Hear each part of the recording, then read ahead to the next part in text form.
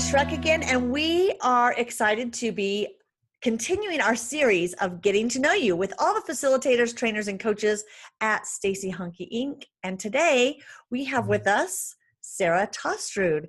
Sarah, we are excited to get to know you. Hi. Hi, thank you so much for having me. I'm excited to do this. Yes, I know. Yeah, we're all lying because we all hate being on video, but we're gonna make it as pain-free. You know, isn't that funny that I don't know how long you have to do this before you don't mind being on video, but this is what you guys teach every day. This is what we teach. I tell our clients all of the time, you're going to be videotaped today. You're going to be video recorded. There's this hush in the room or a slight groan. Then I follow up with them and say, we have to do this too. Stacey, our founder, asks us to record ourselves monthly.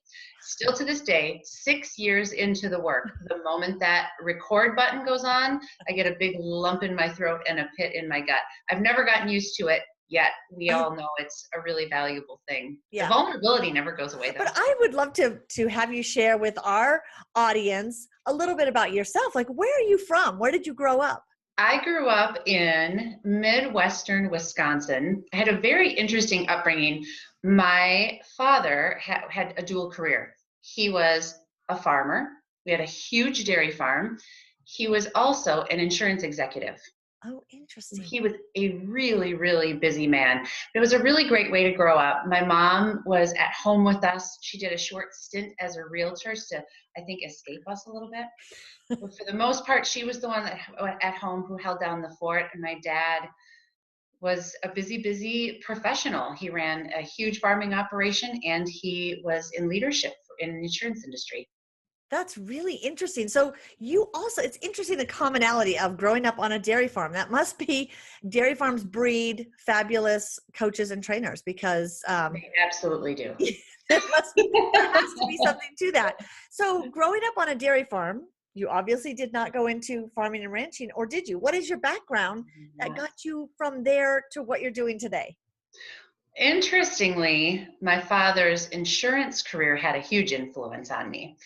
Because he was so busy, we didn't really have time for family vacations. That was not our thing. Our vacations became his conferences and meetings that he had to go to. My favorite part of those meetings, when it was time for my dad to talk, he would take the stage. He would work tirelessly on his speeches. He would want them to be powerful and impactful. He would incorporate music into them to inspire people. Wow. I would jump out of the pool, go get cleaned up, put on a little sundress, and run into the conference when it was my dad's turn to speak. Oh. It inspired me so much. I would sit right in the front row, and I'll never forget the feeling as a kid. My heart would be just full of pride watching him up there doing his thing. And it had such a huge influence on me. It's almost like it resonated early on that I wanted to impact people in a similar way. I went to college and I decided that my degree was going to be in speech communication. Wow. I remember my parents saying, "What are you going to do with a degree in speech communication? What does one do with that?" I said, "I'm not 100% sure, but I know that I love speaking in front of people, and I know that I love inspiring people." I also had it in my blood at a really young age to coach. I always loved helping and inspiring. I was the captain on my dance team. I went on to coach my dance team. After I graduated, I got my degree in speech communication, organizational development. I secured a position with a pharmaceutical company in marketing analysis. That didn't have anything to do with speech communication. Yeah, but right. There was one part in that role where I had to take that data and go teach the sales team on how to deliver that messaging in a really short, clear, concise way. You know, they only get 1 minute in the doctor's office. Right. That's where we had to take that and make that message really, really impactful in a short amount of time. That's where the training career launched. I spent several years doing that kind of training.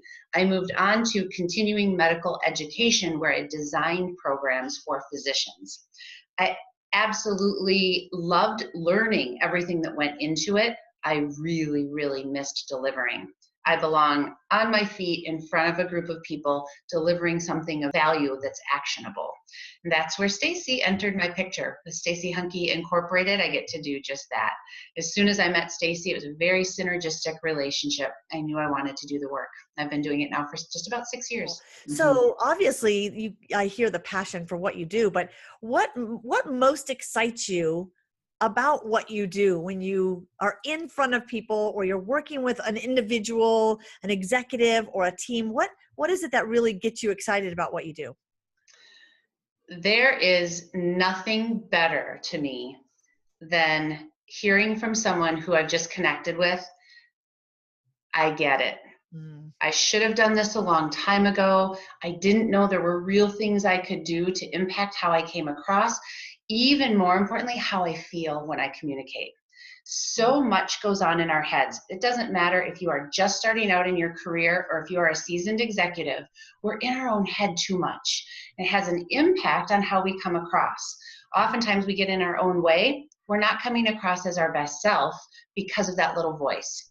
If I can give somebody one or two things that helps them control the voice, turn some of that energy into action to be better, it's the most rewarding thing I can think of in my career. It's so much fun.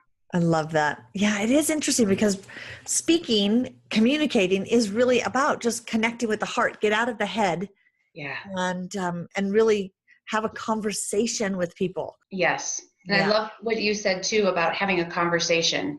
So many of us think when we're in a professional situation, we have to become someone that we're not. Right. The truth is you don't. You can take exactly who you are, put some very tactical skills around it, and shine in your own authenticity. I love liberating people to do that. Yeah, that's really powerful. Okay, let's get a little personal with you. When you're not personal. Yeah, exactly. You're not book. When you're not working, what's some of your favorite things to do? What would we find you doing if you're not at work? You would find me doing one of three things. Well, first of all, fourth, my children are their own category. I have 3 kids. They keep me really busy. When I'm not wearing the mom hat, I'm either going to be cooking a new recipe. I love to cook. Wow. I always said to my husband, if I absolutely could no longer train and do workshops, if life said you have to pick a whole new career, I would absolutely enroll in culinary school. Love to cook. That's so cool. My second passion that I spend way too much time and maybe a little too much money sometimes doing, I'm a DIYer. I love remodeling rooms in my home. Oh, interesting. I'm also frugal McDougal when it comes to remodeling. So my MO, I sell everything in the room on social media. I put it for sale. I don't buy anything to remodel the room until I have my kitty of cash to work out of. My goal is to try to not spend more than I made selling stuff out of the room. I usually end up kicking in a little bit. I love to fix up rooms. I love to decorate and remodel. I just finished in December, I just finished my entire basement myself. I painted, hung barnwood, put down new flooring in my bathroom, reset a new toilet, the whole kit and caboodle. Oh my gosh. Okay. I think Home and Garden and the Food Network need to contact you because with your communication skills and these hobbies, I'm seeing a couple shows. There might be something there. There might be something. The third one I didn't mention that doesn't get nearly enough attention because I'm usually cooking or DIYing. I really love to exercise. I'm not making as much time as I used to for it. When I work out regularly, I feel really, really good. Sarah, this has been so fun, so fascinating getting to know you and all of the facilitators, trainers, and coaches at Stacey Hanke Inc. And if you want to know more about how to work with Sarah, contact us. Thank you so much. Thank you, Gina. This was fun.